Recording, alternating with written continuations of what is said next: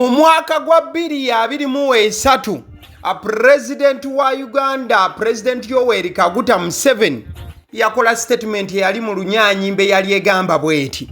Some foreigners are trying to put pressure on us saying, if you don't do this, we won't allow you to go to America. I don't want to go to America. I go to USA as a favor to Americans that I have come to visit you. What am I lacking here? Statement eyo yali etegeeza bweti nti abantu abava mu nsi z'ebweru naddala bakyeruppe nti bagezaako nnyo nnyini ddala okubeera nga bateeka pressure ku bannayuganda naddala abali mu bukulembeze nga babagamba nti bwe mutakola kino tetujja kubakkiriza kugenda mu America. President Museveni yagattako nti ye tayagala kugenda mu America. Era mu statement eyo President Museveni yagamba nti oye okugenda mu America abeera Abamerika abakoledde favor oba abanga abawadde omukisa yo okugenda yokko. N'agamba nti ye agenda mu America okubeera nti akyalayo, so talina kintu na kimu kyasobola gamba nti oba mu Uganda alina kyalaakinga oba kyatayina oba kyatafuna mu ggwanga lye. Statement eyo yakolebwa President Yoweri Kaguta Museveni, President ow'eggwanga. Wabula ekibuuzo kiri kimu, statement eno weekomezebwawo essaawa zino naddala ku bibaddewo yandiba nti munnayuganda yo wa bulijjo ali mu America oba yeegwanyiza okugenda mu America ali mu lugendo n'okweteekateeka, statement eyo eyinza okumukosa oba n'okuba nga agiwulira emuwunyira ziizi olw'ebipya ebizuuse era ebiguddewo ennaku z'omwezi 16 omwezi gwa Juni omwaka 2025. Mukwano gwange vidiyo eno mpanvu wabula giwaakadde, wandiba nti obadde obiwulira naye nga tonnamanya butuufu bwabyo. Bitya byatandise bitya okubeera nti Uganda essaawa yonna yandigobwa mu America, azinu bannayuganda okuba nga basitulwa okugibwa mu America n'okuba nti bagaanibwa okuba nga baddayo singa ekintu ekiri mu pipeline ekyatekeddwa ekiri mu kutegekebwa mu nnaku 6 amateeka agateereddwawo tegaba. Uganda eri mu kusatira okw'amaanyi ate era wamu n'abagikulembera. So genge ne maaso n'okuba nti owuliriza mukwano gwange. President wa America omukulu amanyiddwa nga Donald Trump ali mu kukola enteekateeka ez'amaanyi oba ez'enjawulo okulaba nga ateeka ekkoligo ku ggwanga lya Uganda wamu n'okubeera nti ateekawo restrictions ez'amaanyi naddala ku bannayuganda abatambula nga bagenda mu ggwanga lye erya America.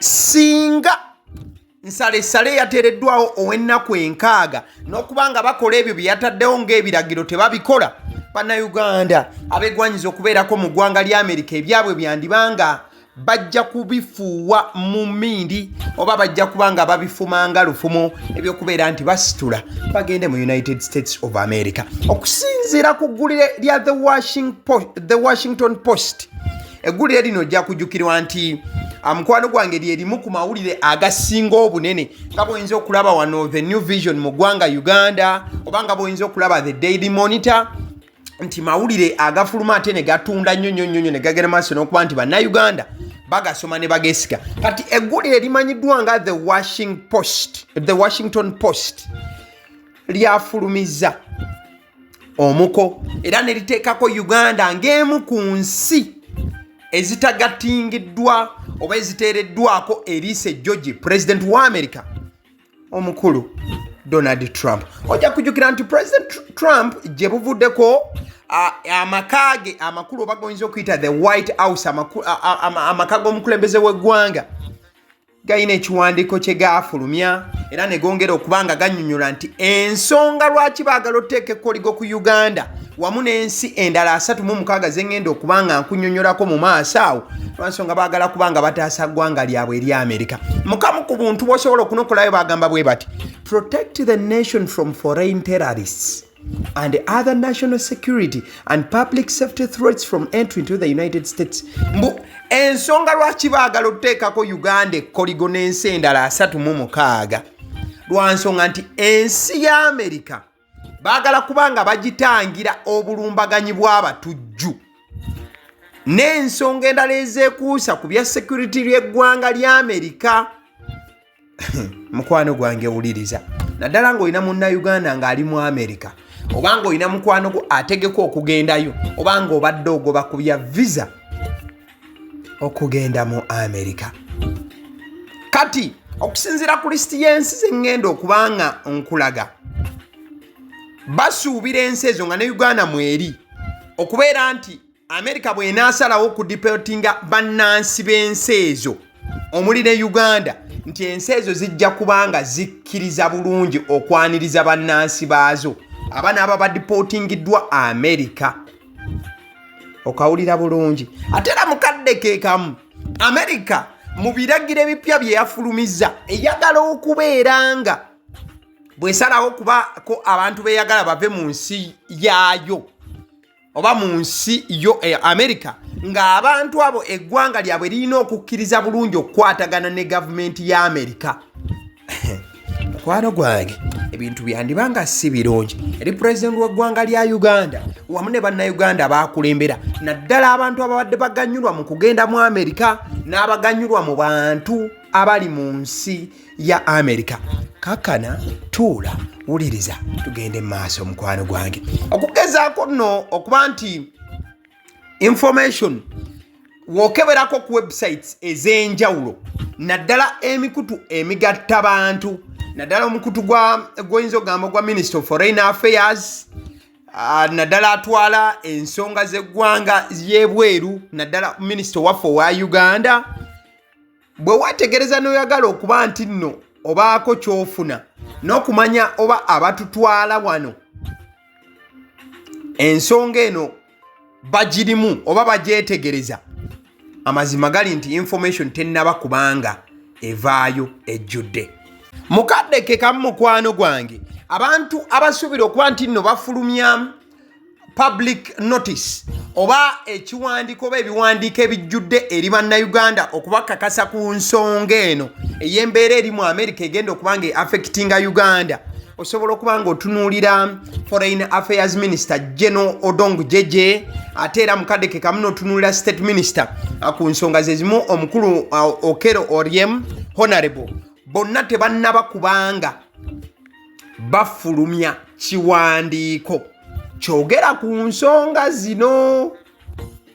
Oba okategeera bulungi. Mukadde ke kamu omukulu amanyiddwa nga Honorable oba Mr. Vincent Bagire nga ye Foreign Affairs Permanent Secretary akakatibwako tannaba kubaako kiwandiiko kyonna kyafulumya oba bubaka bwafulumya ng'abuweereza bannayuganda ku nsonga eno. So mbadde kutegeeza nti singa enkola eno eteekebwateekebwa President wa America Trump ebeerawo, ejja kubanga eteekawo ekkoliga ery'amaanyi oba amateeka amakakali ennyo nga kizibu nnyo munnayuganda okubanga ayingira ensi ya Amerika. Tugendeko tutunuulire ku kiwandiiko ekyavudde mu White House. White House ge maka amakulu agobwa president mu Amerika. Waliwo we baadde bawandika bwe bati, naddala ku koligo lino oba restrictions baagala oleeta eri Uganda oba bannayuganda baagala okuyingira Amerika n'abakyabeerayo, bagambye bwe bati, the restrictions and limitations imposed by the proclamation are necessary to garner cooperation from foreign governments, enforce our immigration laws, and advance other important foreign policy, national security, and counterterrorism objectives. Ebimu ku biri mu kiwandiiko kabagamba bwe bati nti ekkoligo lino oba okuyimiriza n'okumyumyula amateeka okuli mu kukolebwa mu proclamation eyakoleddwa President Donald Trump, bagamba nti kigwanidde olw'ensonga baagala kubanga bakolagana ne gavumenti ez'enjawulo okulaba nti bo ng'amateeka gaabwe aga Amerika tegayisibwamu lugaayo, naddala amateeka ga immigration. President Trump abadde mukambwe nnyo gye buvuddeko ng'agamba nti atunuulira nnyo okuba nti eggwanga lya Amerika amateeka ga immigration gayisibwamu nnyo olugaayo akwegamba nti ng'omuntu ng'ateekateeka empapula n'ateekamu ebintu ebyokuba nti nno bya bulimba wano nawali agamba nti bingi ku byo bibadde nga biyita kati ayagala kuba ng'ayongera okumyumyula ng'omuntu oba ng'oyagala okuba ng'oyingira United States of America mukwano gwange nti ojja kubanga olina okuzina amazina amaganda nga basajja balina okukuba tooki mu bipapula byo at the same time ne babuuza ne gavumenti ne bayingira buli wamu eweetaagisa era kitegeeza waba nti nno banaateekawo amateeka gano ne gayita ebintu byandiba nga tebijja kuwooma n'akamu wano gwange kale kati waliyo yali yagamba ebyoze tebikwatako naawe America ne bwebasibawo ne tubanga bannayuganda tetugendayo kubanga woba otunuulidde omutimbagano bangi abatandise okubanga basanyuka nnyo nga bagamba President Museveni bamukutte ewaluma bukyanga agamba nti oba ki Uganda kyekyo kyekiseera abazungu bano batukwateko mukwano gwange nga tonnayogera ekyo sooka owulirizeeko kano. Ugandan immigrants in the US are estimated at more than 30,000 and are among the highest contributors of remittances to Uganda among its diaspora community. Mulokola amagezi gaze. Kigambibwa nti Bana-Uganda abali mu America babalirirwamu okubanga bali emitwalo 3 n'okusoba. Wabula Bannayuganda bano emitwalo 3 egiri mu America kisuubirwa nti be basinga okubanga baweereza ssente mu ggwanga lya Uganda. Kitegeeza ki? Nti Munnayuganda abeera mu America n'afuna tugeze obukadde 5 n'akwatako obuna n'abuweereza e Uganda. Kati bw'abuweereza e Uganda gw'omuzimbi ow'ekabula soke ne bakuyita ozimbire Munnayuganda oli ali ebweru ennyumba. Like kyekitegeeza kati njagadde ntusooke tukimenye tukiteeke mu mbeera ya bulijjo kati tusooke tukijje ku biri ebyaba president simanya biki nakikati tubikomyewo ewaffe e Uganda nti we bakeera ne bakwata Bannayuganda emitwalo 3 abali mu America ku nkoona nti bakomewo e Uganda mukwano gwange amaziga gaba gagenda kujjula e Kampala wano olw'ensonga nti buli musimbi gwe babadde baweereza buli mwezi jukira Munnayuganda bw'aweereza ssente bangi kummwe abalaba vidiyo eno musobola okuba nti muba muganyulwa ku ssente ezo ate ekyo kye tuna breaking down kati kitegeeza nti buli omu alina okubeera mu kutya America bw'egamba nti egenda kuteeka nnatti ku Bannayuganda abaliyo ate nammwe okubeera nga abakyali wano temusobola kulinnya nnyonyi kubanga mweyongerayo kutuukayo. America eno mukadde ke kamu bw'obanga weetegereza bulungi oyinza okuyita a medical hub for top politicians in Uganda nti bannabyabufuzi abasinga wano abanene buli we balwala ebirwadde by'ogamba nti binene nnyo nnyini ddala batera nnyo okubanga baddukira mu United States of America basobole okuba nti bafuna ku bujjanjabi obw'enjawulo. Ekyo nakyo kiri awo mukwano gwange ali mu kulaba eddakiika eno mukadde ke kamu Bannayuganda bangi abasituse ne bagenda mu United States of America okubeera nti bafuna kusoma okusukkulumye ku kwa wano. Kati President wa America Donald Trump okusinziira ku ye ne banne bwe bafuga eggwanga lino oba abamuyambako okuba nti no balabirira America n'okugitwala awamu bagamba nti amawanga agasinga ku gano ge bataddeko nnatti mayabayaba mu ngeri gye gakuŋŋuntamu abantu nga basituka okugenda mu United States of America. Kati nti kino kyo nga kyo kikosa America olw'ensonga babeesinga ku mbeera enjabayaba ey'ensinga Uganda n'endala obukuŋŋunta bwe bakozesa okukuŋŋunta abantu abagenda mu America. Kati America egamba nti yo emaliriza nga yeekoseddwa emaliriza efunye abantu ab'ekiboggwe mu ggwanga lyayo emaliriza efunye abantu okuva ebweru nga tebasobola kubanga bagiyama n'ebintu ebigwa mu kowero kubanga ekyo nakyo kiyinza okuba tekyogerebwa naye ate ago mazima omuntu asobola okuba nti olaba n'omanya. Uliriza statement efaananako bweti. Certain countries exhibit high visa overstay rates demonstrating a disregard for US immigration laws and increasing burdens on enforcement systems.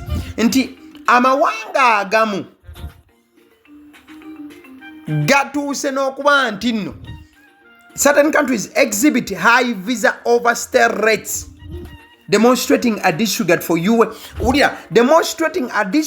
US immigration laws and increasing burdens on enforcement systems. Abagamba nti bannansi abamu bwe batuuka bagenda maaso n'okuba nti no bateekawo embeera ey'okukosa immigration ya America n'okubeera nti bigisukako olw'abantu okutuuka ne beeremeza mu ggwanga n'okubeera nti babeera bakuyigga wano na wali bwe baba nga batuuse obufu obumu oba obulala. Mukadde ke kamu United States of America eyagala okubeera nti the US also wants countries to be able to share identities and threat information to help them vet immigrants. Kati mu bufu obumu United States of America eyagala okubeera nti eyambibwako n'okubeera nti yekenneenya buli muntu kubeera ng'esobola okufuna abo abasobola okuba nga baleeta obuzibu eri ggwanga lyabwe nga bo erya United States of America. Some countries have a significant terrorist presence or state-sponsored terrorism, posing direct risks to US national security. Mu kiwandiiko kiri ekyafulumiziddwa White House bagamba nti amawanga agamu galinamu abatujju n'okubeera nti obutujju obumu bubeera buwagirwa amawanga agamu. Ekyo kigenda maaso n'okuba nga kireetera obulabe eggwanga ya United States of America nabwe kityo ne liba nga lyagala okuba nga liteekawo natti ey'amaanyi ku nsi 36 ze baatadde ku lisiti nga ne Uganda yatumwa eri musobole okuba nga temumala gayingira Amerika. Ojja kujjukira mukwano gwange omuntu omu naddala ng'abaddeko ku nnyonyi ng'era amanyi bulungi bwe kiri ekizibu okufuna visa ya Amerika abeera yeewuunya nnyo bw'awulira nti bagenda kuteekawo natti okubeera nga kizibu okufuna visa ya Amerika. Olwedde visa ya Amerika mukwano gwange ebadde enzibu ya kufuna. Katata abasajja bafulumiza ekiwandiiko namutayika baagala okubeera nga Uganda bagiteeka wakati mu koligo ly'otannalaba okubeera nti okugenda mu Amerika ne bannaffe abamu bayinza okukomezebwawo ate nga n'abagala okugenda temujja kukkirizibwa kugenda. Can you imagine? That is how stuff is getting very tough, at the same time getting out of hand. Oba getting out of hands. Mukaddaako. Kati oluvannyuma lw'okuba nti Uganda eri emu ku nsi 36 ezaateereddwa mu kakuŋŋunta. Uganda is among 36 countries under review for possible US travel restrictions. Nti bali wansi wakati mu kakuŋŋunta ak'ennaku 6. Ekitegeeza nti Munnayuganda ajja kwebuuza kati kino tugenda kivuunuka tutya. Ekyo kye ngenda okuba nga nkunnyonnyola oluvannyuma lw'okusomera ensi 36 ezaateereddwako ekkoligo lino. Ensi esooka, ensi ezisinga nno mukwano gwange za Africa. Bannange Africa oba twalya ki? Bintu si byangu. Kale ensi emanyiddwa nga Angola ey'omunda, Antigua and Barbuda, Benin, Bhutan, Burkina Faso. Uganda mwali muzannyeko nayo omupiira. Manya abalabi b'omupiira ekyo kye basobola okuba nti bamanya nti ensi ngimanyi. Cape Verde eyo nayo baagitaddemu. Cambodia tewali. Cameroon, DR Congo, Djibouti yaffe ya wano. Dominica eyo nayo baagitaddeko. Egypt wava Muhammad Salah abalabi b'omupiira. Gabon, Gambia, Ghana abalabe binagana abakyala abo babitegeera. Ivory Coast, Kyrgyzstan, Liberia, Malawi, Mauritania, Niger. Abantu abamu batabula Niger ne Nigeria oba abamu bagiyita Niger, but Niger ne Nigeria ezensi. Ate wali omunigeria oyo abasajja naye wabanga waliwo ebintu ebiyinza okuteerera omunigeria oyo ayinza omumaliriza nga ye taddiddeeyo ddala. Nigeria kyateekoze ku nsi kuno tekiriyo. Waliwo bamanyiddwa nga St. Kitts. I think that is St. Kitts and Nevis. Waliwo St. Lucia, Sao Tome. I think that is Sao Tome and Principe.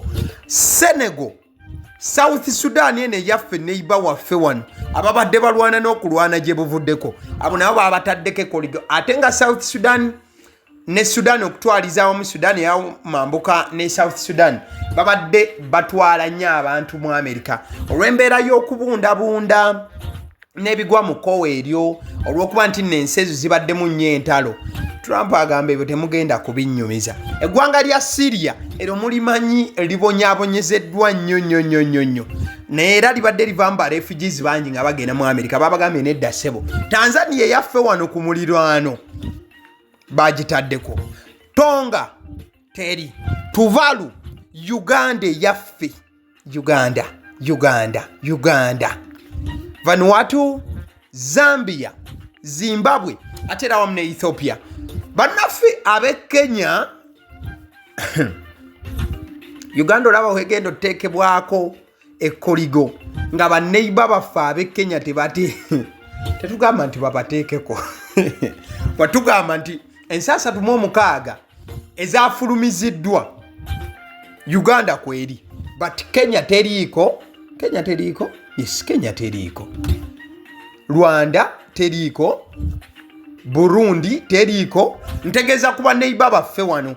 Omanyi munnaye w'oyingira ekizibu otandika ogamba ate bannaffe bali kukya. Ekifaananyi ekyo kye nkuteereddeko mukwano gwange kifaananyi kya bannayuganda abali mu America. Awo gye buvuddeko balina okwekalakaasa kwe baali beekalakaasa kw'aba political prisoners. Si bonna nti baali beekalakaasa abaliyo but aba opposition naddala abasubscribing to the opposition mu America abo baali beekalakaasa. Badde kugamba nti bannayuganda abo boolaba mukwano gwange babalirwamu emitwalo 3 era nga baleeta ensimbi nnyingi nnyo nnyini ddala wano olw'okuba nti bali mu America era nga bakolera eyo. Kati ojja kwebuuza ekkoligo lino eryateereddwawo kati tukole samale byonna obiwulidde kati era oyinza okuba nga tonnategeera kituufu kikiri mu genda mu maaso. The Trump administration cites inadequate vetting processes and weak governance in some nations as reasons. Trump agamba ekimu ku kyalesezza ekkoligo lino nti obufuzi obuyabayaba mu mawanga agamu n'okubeera nti engeri gye gakwatamu process y'okusindika omuntu nti alinnye nti ensi zikozesa omukono omunafunafu kuweereza bannansi mu America. Kati ekyo kyekimu ku bintu ebitabasanyusa.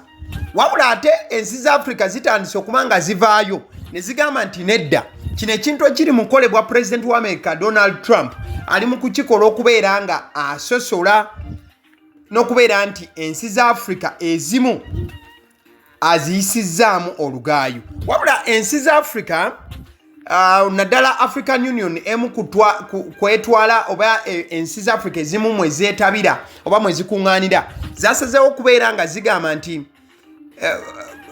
zeewuunya oba ziraba embeera eyakoleddwa Trump tegwanidde. Wabula ensi ezimu zigamba nti zo zaakwogerezeganya ne President Donald Trump balabe engeri gy'asobola okubanga akakkanya ku busungu. Ojja kujjukira nti ekintu kino kyatandise ng'ennaku z'omwezi 9 June. Waliwo ennaku 6 ezaaweereddwa ensi nga bwe nzikusomedde nti zisobole okuba nga ziyita mu security standards America ze yeetaaga singa tezikola bwe zityo mukwano gwange obeera temujja kuddamu kugenda America ebyo bintu bya nankani. Kati omuntu ayinza okubeerawo n'abuuza nti bwe baba boogera nti ensi zirina okuyita mu security standards ez'enjawulo okutuukagana n'omutindo Trump gwe yeetaaga okubeera nga ensi zino tebaziggalirayo, ensi zino zirina kuba nga zikola ki? Kati kambeko obutonotono bwe nsobola okuba nga nkuyitiramu oleme kuba nga osigala mu bbanga mukwano gwange alaba vidiyo eno. Bagambye nti reliable identity document issuances.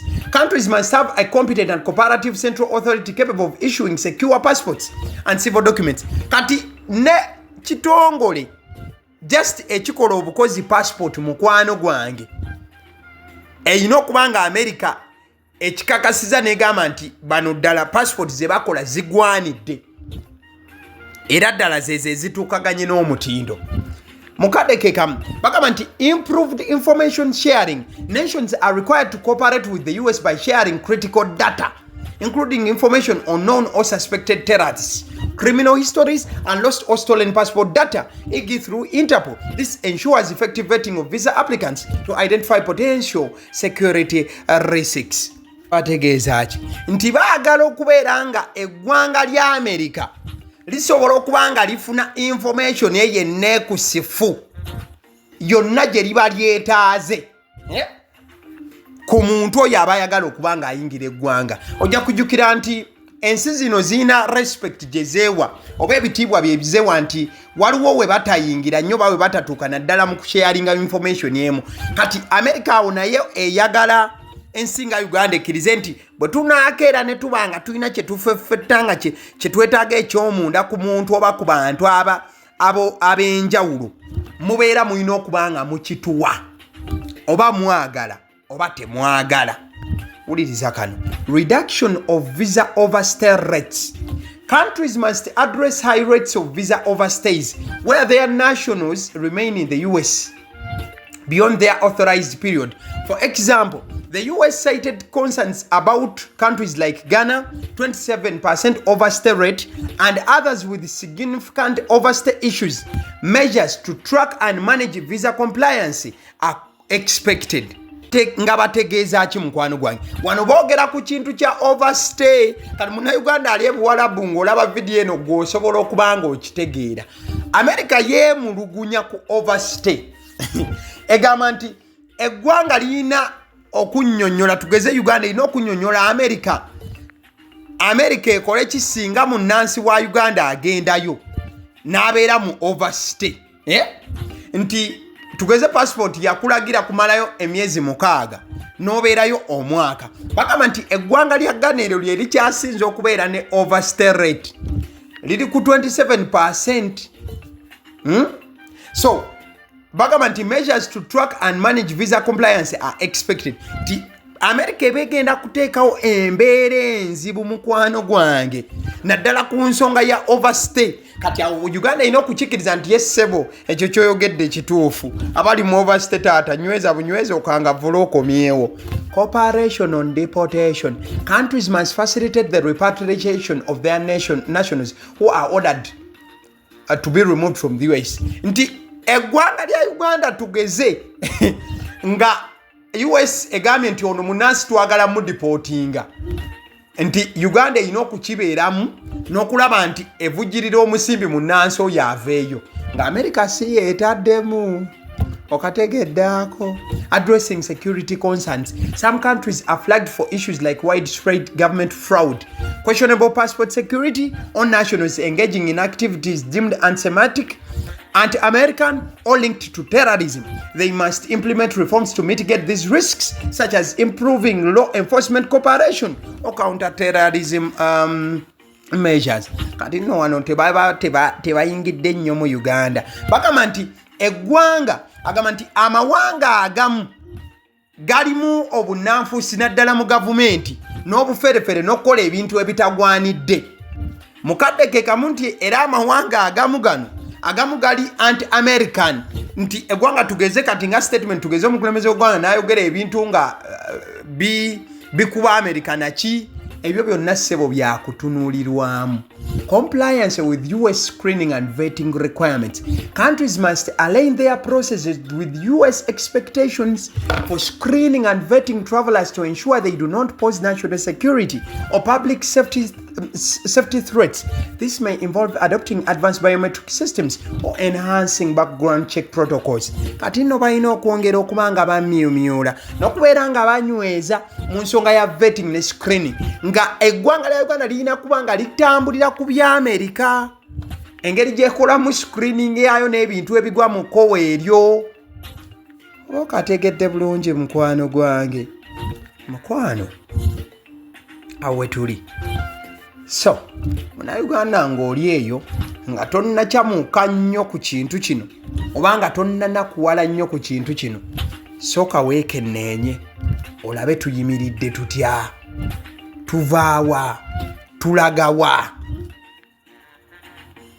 Alson Painters UG basiizi ba langi bagamba nti olina ekizimbe kyo kipya oba kikadde, oyagala kubanga okisiiga langi n'okukiwa endabika empya, ne woba oyagala jasibu designs buno obwenjawulo nti bukoping n'ebintu ebigwa mu kkowa eryo, osobola okubakubira ku 0705 19 36 ojja kuba oyogera butereevu n'atwala Alson Painters UG mukwano gwange bakusiigire langi okyuse ekizimbe kyo oba ebizimbe byo endabika. Eddoboozi eriri emabega w'omuzindaalo mukwano gwange si ddala yenze aba Siddi omusonsoze. Beerawo information nga bwe beetuuse bwe njikuleetera mukwano gwange, siteragenda maaso nakubanga ngattamu byange yadde okutoolamu as it is nga sikuteemu yadde. Kati kyolina okukola obanga osiima information nga bwe tugireeta, olina kubeera nga olikinga vidiyo eno ate nga mukaddeke kamu mukwano gwange tekikosa. Singa oba osubscribinga ku YouTube channel eno kiba kikola, ate era nolikinga buli vidiyo gye nkola. Thank you so much. Mwebale nnyo Mukama.